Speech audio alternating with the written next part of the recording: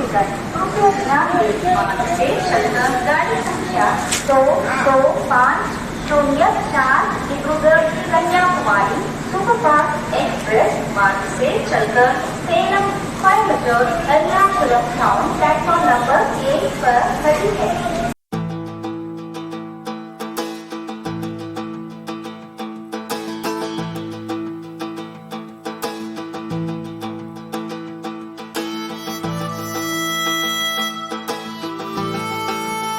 Kerala, God's own country. খানিকটা কাকতালীয়ভাবে কোনো পূর্ব পরিকল্পনা ছাড়াই আমরা পৌঁছে গেলাম ঈশ্বরের নিজের দেশে। চিকিৎসার কাজে প্রতি বছরের মতো এবারেও গিয়েছিলাম তামিলনাড়ুর সিএমসি ভেলোরে। কাটপাটি থেকে কন্যাকুমারী যাওয়ার উদ্দেশ্যে টিকিট কেটেছিলাম বিবেক এক্সপ্রেসে। দেরিতে টিকিট কাটার জন্য সব টিকিট কনফার্ম হয়নি। তা সত্ত্বেও সকাল সকাল উঠে পড়লাম ভারতের লংগেস্ট রুটের ট্রেন ডিব্রুগড় কন্যাকুমারী 22504 বিবেক এক্সপ্রেসে।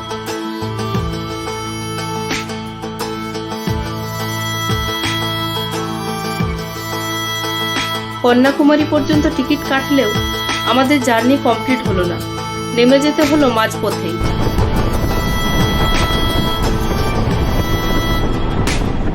আর আমরাও পৌঁছে গেলাম তামিলনাড়ুর কন্যাকুমারীর বদলে ভারতের দক্ষিণতম রাজ্য আরব সাগরের উপকূলে কেরালায়।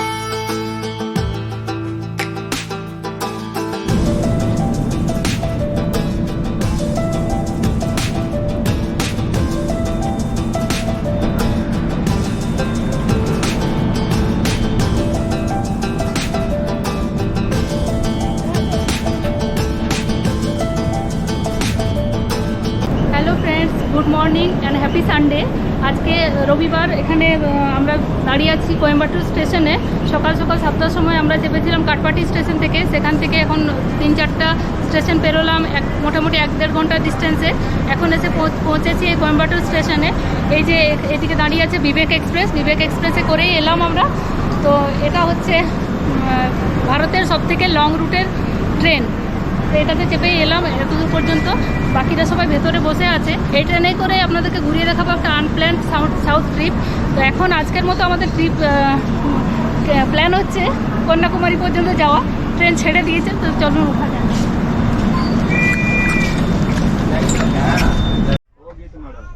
ট্রেনে উঠে এটা আমাদের বগি। এই বগিতে পরপর 3টা সিট এখানে আছে, 9, 10, 11। এই 3টে আমাদের। এগুলো কনফার্ম হয়েছে। 5টা টিকিট কাটা হয়েছিল, কিন্তু 5টে কনফার্ম হয়নি। 3টে কনফার্ম হয়েছে, বাকিগুলো এমনি কষ্ট করেই যাচ্ছি আমরা।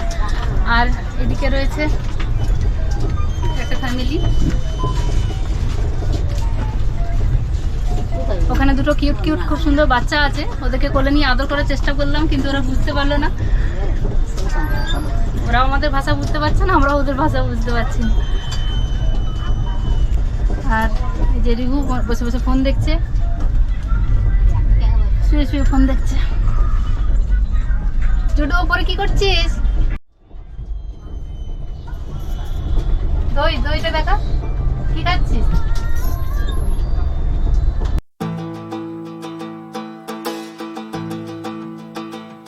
আমরা এখন রয়েছি তামিলনাড়ু কেরালার বর্ডারে। কোয়েম্বাটুর পেরিয়ে গেছি। সামনে কেরালার পালাক্কাড় জংশন।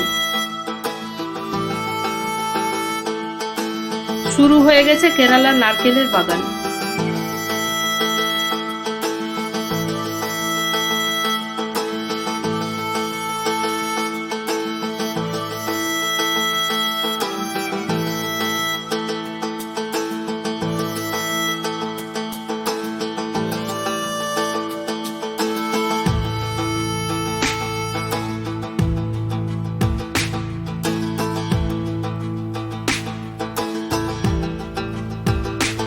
কেরালার প্রাকৃতিক সৌন্দর্য সত্যি অতুলনীয়। ল্যান্ডস্কেপটা দেখুন।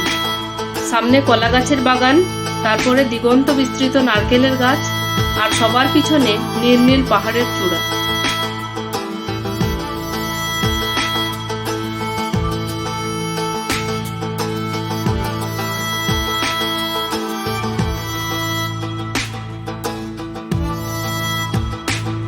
ছোট ছোট স্টেশনগুলো সাঁ সাঁ করে পেরিয়ে যাচ্ছে। এই স্টেশনটার নাম ওয়ালা আর।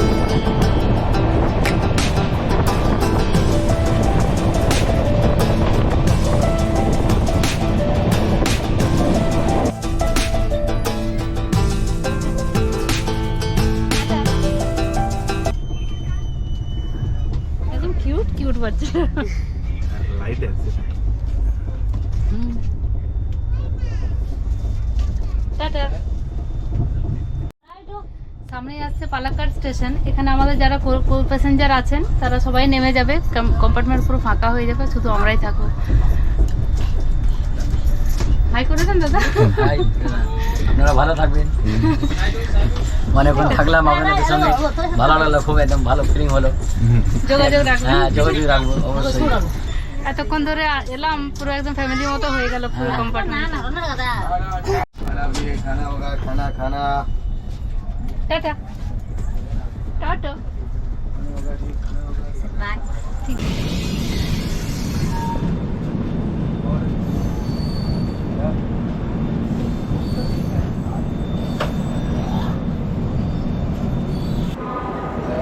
এখন নেমেছি কেরালার ফার্স্ট স্টেশন পালাক্কাড় স্টেশন। এর আগেরটা ছিল কোয়েম্বাটুর, সেটা তামিলনাড়ুর লাস্ট স্টেশন। তারপরে কেরালা শুরু।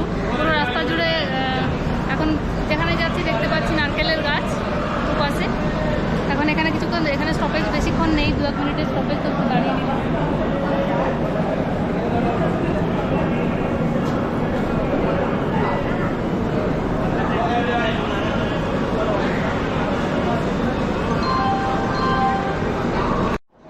আমার ইচ্ছে ছিল কাটপাটি থেকে শুরু করার, কিন্তু এখানে ট্রেন ধরার তাড়া ছিল, অনেক সকালে ট্রেনটা ছিল 6:30 থেকে 7টার মধ্যে, তো দৌড়ে দৌড়ে ট্রেনটা ধরেছি। তো তাই জন্য কোয়েম্বাটুর থেকে স্টার্ট করেছি। এখন 2 নম্বর স্টেশনে পড়েছে। কোয়েম্বাটুর থেকে 2 নম্বর স্টেশন এইটা।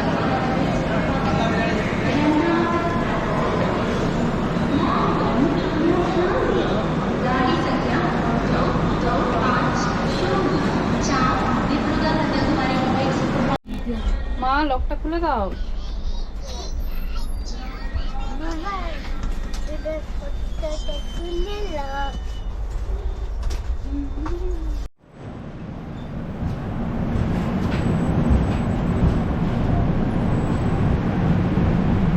পালাক্কাড় স্টেশনটা বেশ বড়। স্বচ্ছ ভারতের লেটেস্ট র্যাঙ্কিং অনুসারে কেরালার সবথেকে পরিষ্কার পরিচ্ছন্ন স্টেশন হলো এই পালাক্কাড়।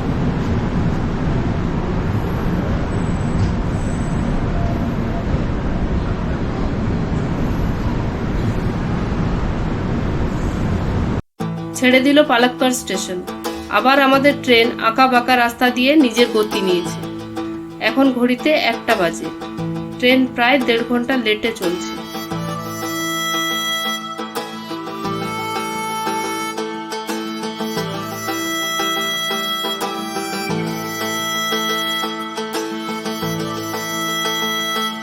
এখন মার্চ মাস, তাও এত সবুজ।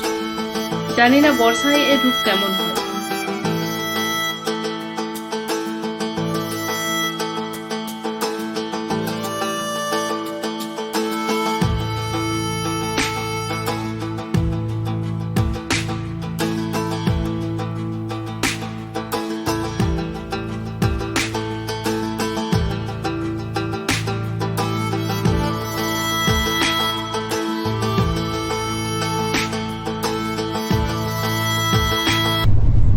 কনফার্ম সিট পাইনি, আর এখন পুরো ট্রেন খালি, এগুলো পুরোটা ফাঁকা। এখানে আমরা লাঞ্চটা অর্ডার করলাম, ট্রেন থেকেই নিলাম। তো চিকেন রাইস নিল 180 টাকা, একটা এক্সট্রা ভাত দিয়েছে, একটা সবজি আছে, ডাল আছে, আচার আছে, আর নুন দিয়েছে এতটা।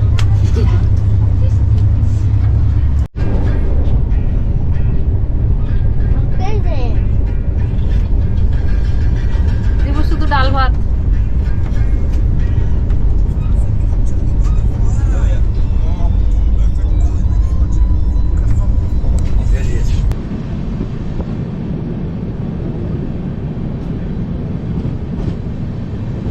সামনে উঁচু উঁচু high rise building, shopping mall, আর পার্কিং স্পেসে এত গাড়ি।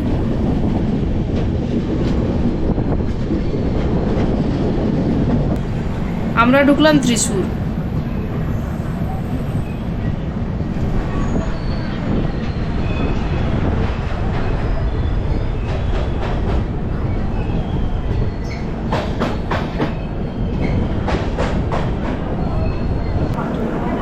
এই স্টেশনে জমজমাট ভিড়।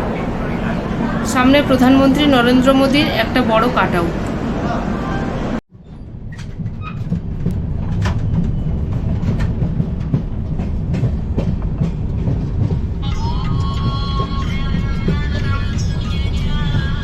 অনেকক্ষণ থেকে এই দাদারা এসি দিয়ে ব্যস্ত হয়ে আছে, ভেতরে এসিটা হচ্ছে না কোনো কারণে, ঠান্ডা হচ্ছে না, গরম হয়ে আছে ভেতরটা, তাই জন্য কেউ একটা কমপ্লেন করেছে। अच्छा वो हाँ बोलिए।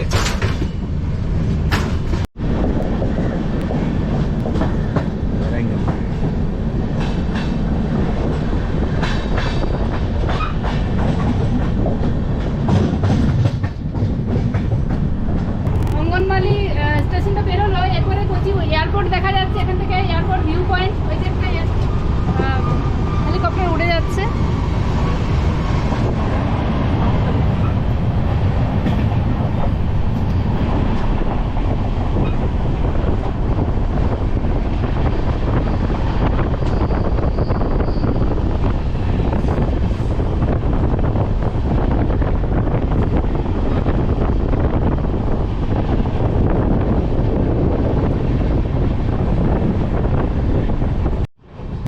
এয়ারপোর্ট বেরোলো, ভিউ পয়েন্ট থেকে ট্রেনের উপর থেকে সুন্দর দেখলাম, লাইন লাইন দাঁড়িয়ে ছিল। আর এরপরে আসছে আলুভা স্টেশন। আমাদের ওদিক থেকে যারা বেঙ্গল থেকে কাজ করতে এখানে আসে, তারা বেশিরভাগ পরবর্তী আলুভা স্টেশনেই নামে, ওখান থেকে কোচি যায়।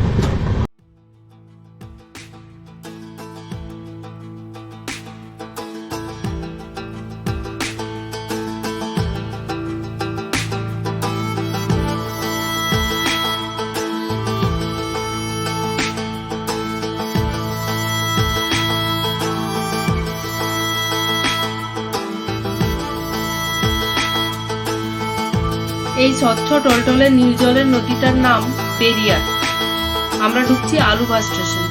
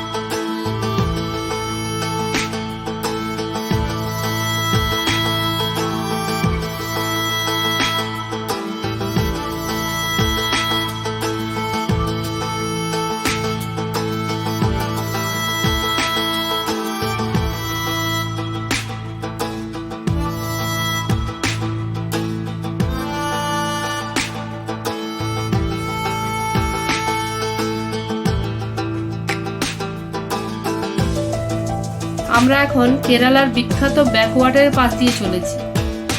কোচির আশেপাশে এই ব্যাকওয়াটার ছড়িয়ে ছিটিয়ে আছে। সন্ধ্যা হয়ে আসছে, ব্যাকওয়াটারের রিসর্টগুলিতে আলো জ্বলে উঠেছে। কেরালা বিখ্যাত এই ব্যাকওয়াটারের জন্যই।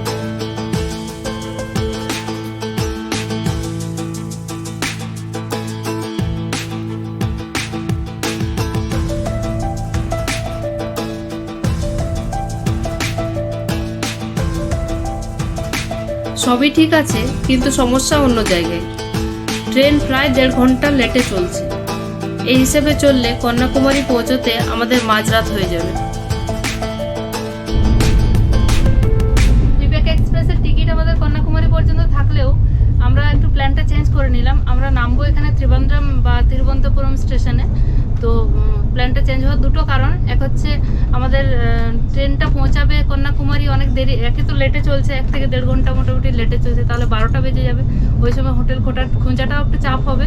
আর তাছাড়া 2 নম্বর কারণ হচ্ছে এই যে রিভু শুয়ে দিয়েছে, এর হালকা হালকা জ্বর আসছে, তাই জন্য একটু মেডিসিন নিতে হবে। তো তাই জন্য ত্রিবান্দ্রমে নেমে যাব, ওখান থেকে আবার প্ল্যানটা নতুন করে করবো।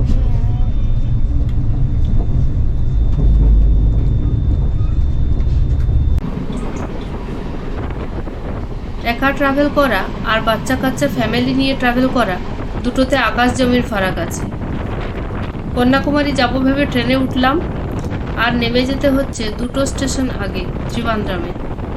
চেষ্টা করলে কন্যাকুমারী পৌঁছানো যেত, কিন্তু রিভুর একটু রেস্টের দরকার আছে, তাই ডিসিশন নিলাম এখানেই নেমে যাব।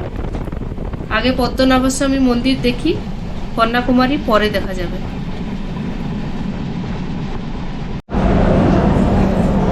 বিবেক এক্সপ্রেসে খুব সুন্দর একটা জার্নি শেষ করে আমরা নেমে পড়লাম তিরুবনন্তপুরম স্টেশন বা ত্রিবান্দ্রম জাংশন। তো এখান থেকে বেরিয়ে হোটেল খোঁজার চেষ্টা করব।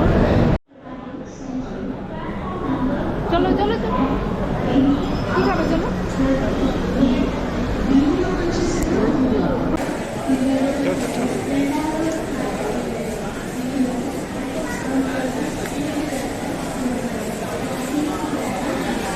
স্টেশন থেকে 8টার সময় বেরিয়ে আমরা বেরিয়েছি, অটো এসে ঘিরে ধরলো।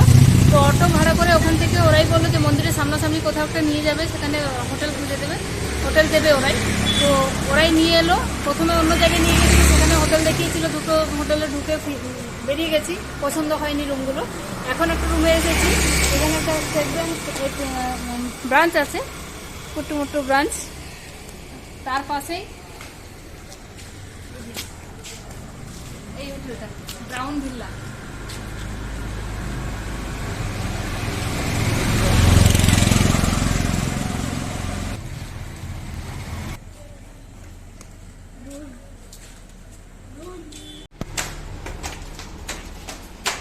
নিচে রয়ে গেল রিসেপশন, এখানে সিঁড়ি দিয়ে উঠে সামনে একটা বড় আয়না।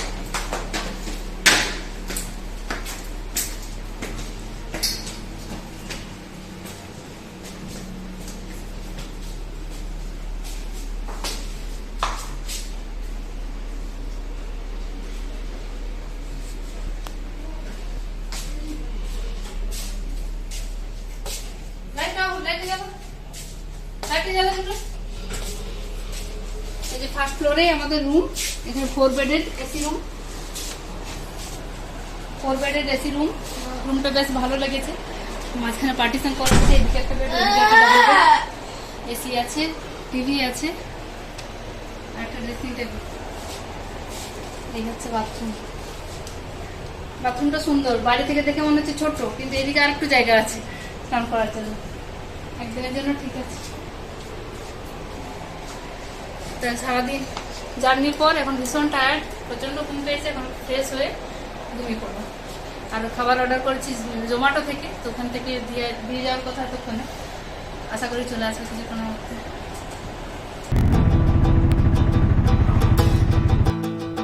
একদম সকাল সকাল হোটেলে ফ্রেশ হয়ে আমরা এখন পৌঁছে গেলাম পৃথিবীর সবথেকে ধনী মন্দির পদ্মনাভস্বামী মন্দির।